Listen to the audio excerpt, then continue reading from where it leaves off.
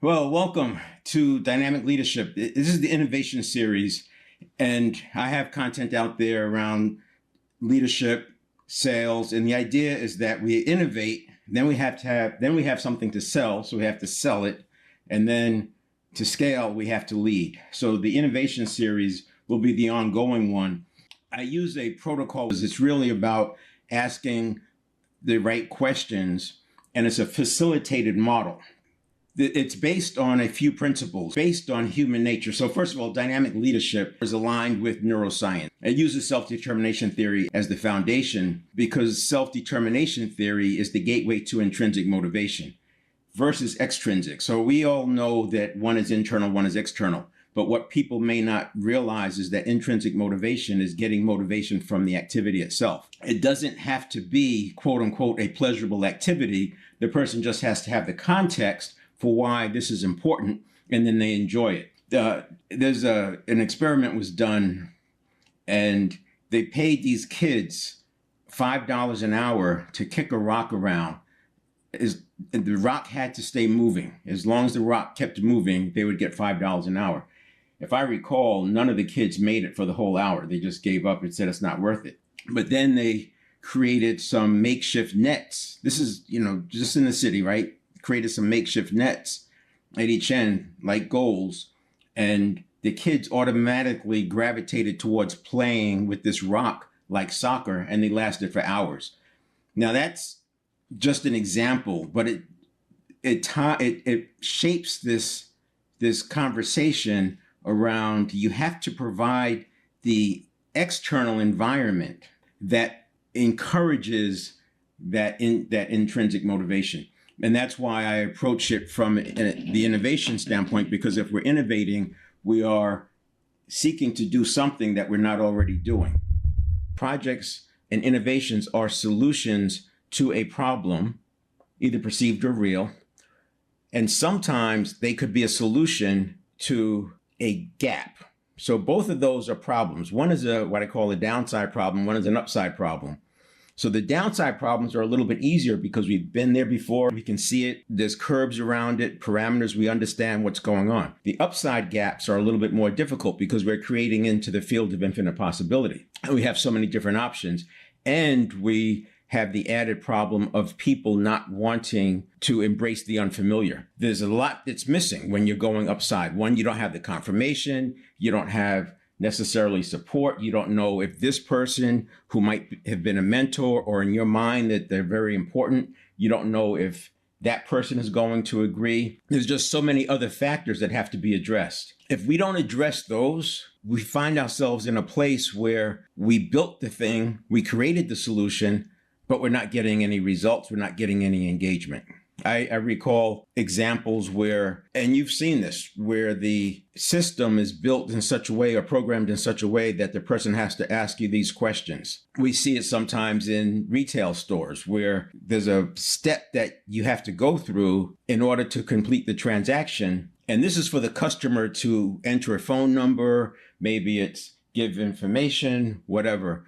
And it's very common to see the cashier reach over and click the pad just because they're not enrolled in that process, or that process is not really aligned with what the customers want. So we have to do that work to figure out what's the frontline staff, their understanding, make sure their understanding is aligned, and then make sure we're not going a bridge too far when it comes to what we're asking the consumer to do. I know people who I've watched them where they just click. They're just like, no, yes, no. And they just know the sequence. So while they're talking to the person, they're boom, boom, boom, boom, boom, boom. They never ask the questions, but they click the boxes. So we want to avoid that. Now, you just paint a few pictures of this so that we can get aligned. Most of these statements people will agree with. And if you don't agree, that's okay, right? You can quickly look it up online.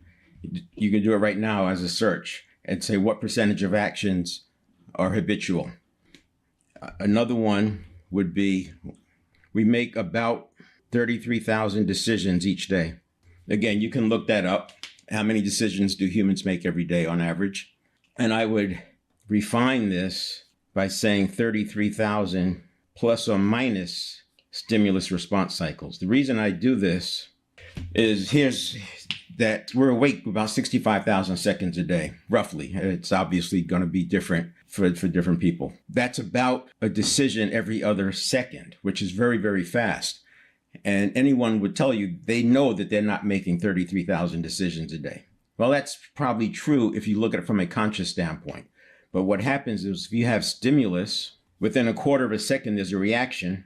And then depending on the situation, how wired the person is, how primed they are, what kind of priming is going on, because now you have things like cognitive biases, you have meta programs, and the short version of a meta program, it's bundling of different associations, neural pathways. So we know that habits are essentially neurons firing and wiring. They fire, the ones that fire together, wire together, and this is how you end up with habitual patterns, because there's associations that it processes at 11 million bits per second. So there's a processing speed of 11 million bits per second, whereas the conscious mind only has 50 bits per second.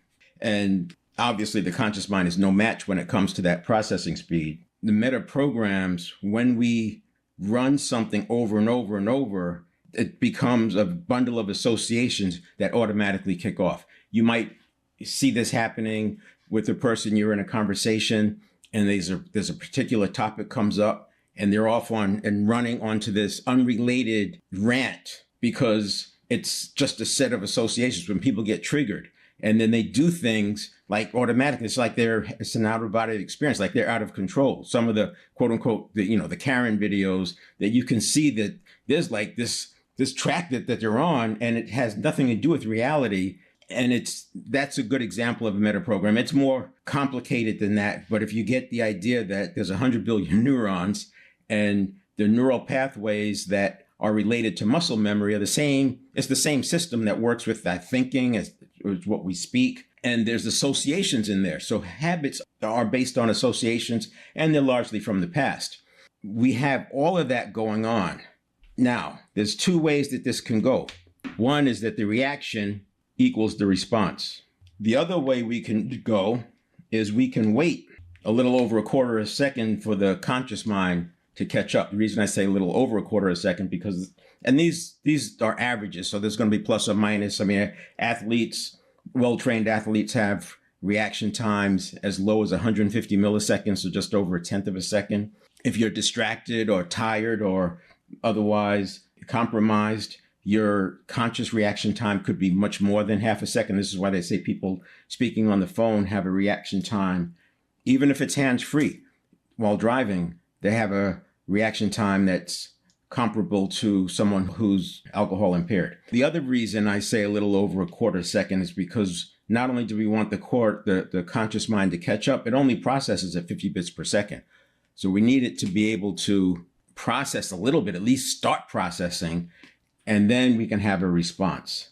So I'm very much about not letting the reaction become the response. Too often, the reaction is a survival reaction, and survival reactions are based on intense associations from the past, and it's most likely going to be the wrong thing. When you see people getting triggered or they lash out, or you can almost see it, the telling tension comes up, sometimes they just interrupt. Those are survival reactions, and it could be something as simple as when they were 4 years old and they felt threatened, they blurted something out and the threat went away. This is what happens with dogs, right? You see dogs barking. A lot of times they bark like that at people because they found out that, gee, if I bark and growl, I create space because I really don't want these people petting me. And they create some space, and it works.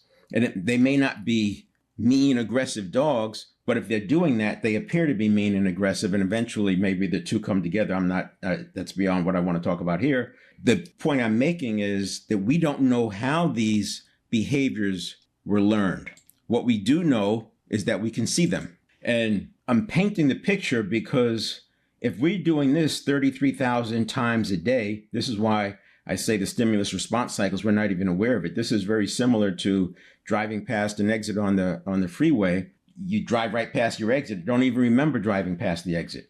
Or you walk into a store and you don't even know why you're in the store. I mean, we have this stimulus reaction to response happening all the time.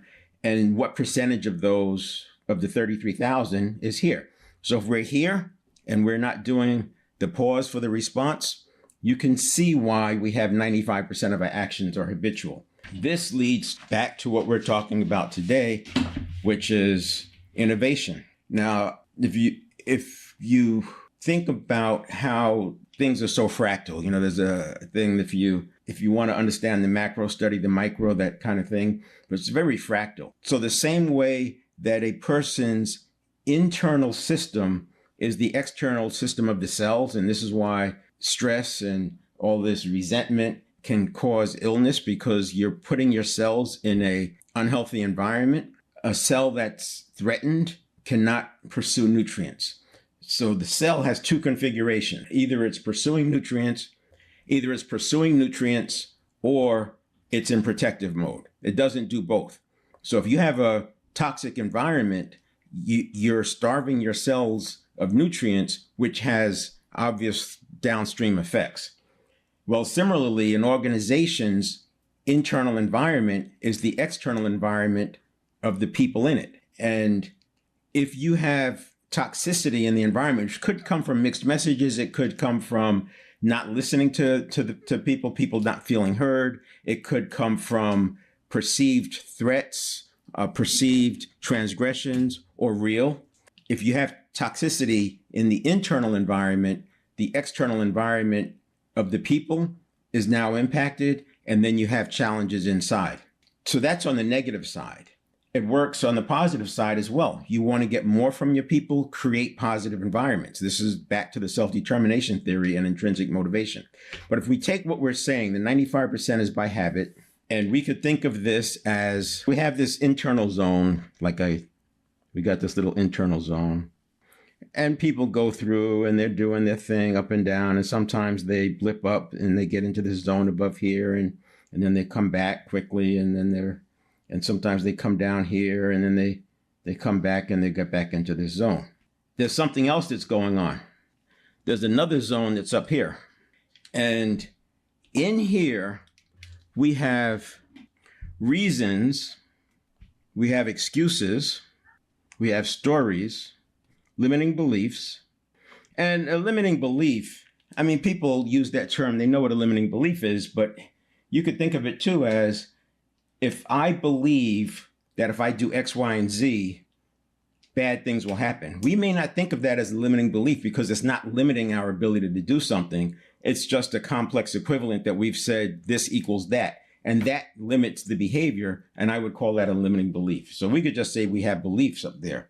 And you can go on and on. You have the habitual behavior, you have habits, we have incentives and disincentives. And when we have an innovation or a project, we can simplify this. There's two kinds. There's projects that have to deal with falling down here, and now we have a problem, and we have to get that fixed. So this is all hands on deck. Let's get it done. This one we've seen, we know what it looks like. We have the parameters. It's a little bit easier to resolve. These are harder because there are a lot of unknown, it's up here. There's a lot of unknown resistance that we have to get through. And as we get into it, as we venture into this, these things show up. Just like I was talking about associations and triggers. We have these reactions and responses and survival reactions, and people are now pushing back simply because they have a belief that says, if I do X, then A will happen. And they don't want A, so therefore they won't do X. And it could be completely false. We can say that if we are investing money and time in a project, that what we want is to move this up. I'm simplifying it, but hopefully you're tracking with me. And we want to move that up, and we want to have a new set. And this means that this is new. These are new behaviors that we need, and this is replace old. These two things have to happen for us to realize what we want to get out of this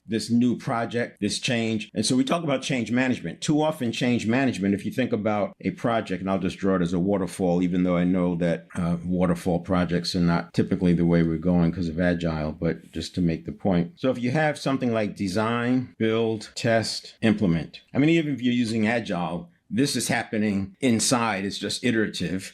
So you can do this and keep cycling through because we're actually getting some of the change management done. But the typical way of thinking about change management is we start thinking about it somewhere in here. And I would say that change management needs to start here. And that's why I use the approach that I use and the one I'm advocating. And this is what I talk about with dynamic leadership on the innovation side. Because if we do this on the innovation side, you're more likely to get the intrinsic motivation. You're more likely to have the change management. Your iterative build process will be much more informed, and you already have figured out what your frontline people are willing to accept, and you've done some testing because that happens in here. You don't build until you've done enough testing of the core beliefs of what you're expecting. And now we know that when we move this up here, we know what is needed new, and we know what we need to replace. And then you can have your change management process going along and continually to move up. So you get to your early adopters, you find your mavens, those people who are going to spread the word. You find ways to bring the late adopters, you find ways to bring them in and get some engagement. And you come up with other processes. Maybe people change jobs. Maybe you change the system. I've heard of situations where people change the whole building, part of the reinvention, because they had to break some of those old patterns. Sometimes they move and then some people quit. They don't want to move with the organization. Some people quit. I'm not saying that I recommend that or I'm not advocating that. I'm just saying that change management is a very difficult endeavor unless you start early. And that's the protocol that I like to use. Now, this is what I wanted to do, where I have some people come up on stage. And if I don't get anybody, it doesn't really make sense to go through it because I would be just telling you the questions and answering them myself, and it doesn't make sense. It's really about drilling down, like asking, you've heard of 5 whys, ask why 5 times. That's a whole quality, and it works, right? Ask people why 5 times, and one of the things you can do when you're doing that five whys is you're looking at them, and you can see when you've gone beyond what they're accustomed to answer. Once you get beyond what they're accustomed to answer, you're now into the area that they haven't addressed. Most people agree that we want to do this, but there's reasons it hasn't been done before, and we need to figure out what those are, and you want to do it early. This is why I use a facilitated process to do it. The facilitated process enables people to get this information out in a safe environment. Once you get here and it's already being built, it's no longer a safe environment to speak up. When you're just getting information and you're pre-designed, or at least it feels like pre-design, and it should be pre-designed. It's a blend, right? You don't go from pre-design to post-design. You are designing, and part of that designing is overlapping with pre-design and then post-design. And this is where we want to flesh that information out. And I think we should always be testing, especially now with all the volatility, uncertainty, complexity, and ambiguity going on. If you look at just the geopolitical, the geoeconomic, you look at the technology that's changing. So many things are changing so rapidly. Status quo is never good enough, because if the markets are continuing to rise and the population is growing, if we're status quo, we're just staying even, it's never been good enough. But I say it's even harder now to not be advancing. It's going to have more adverse impact if we're not constantly pushing on that thing. And that's where the innovation comes in. All right, there you go. Feel free to drop some comments in, or you can DM me on LinkedIn or on Facebook, Dynamic Leadership Center, and I'll get back to you.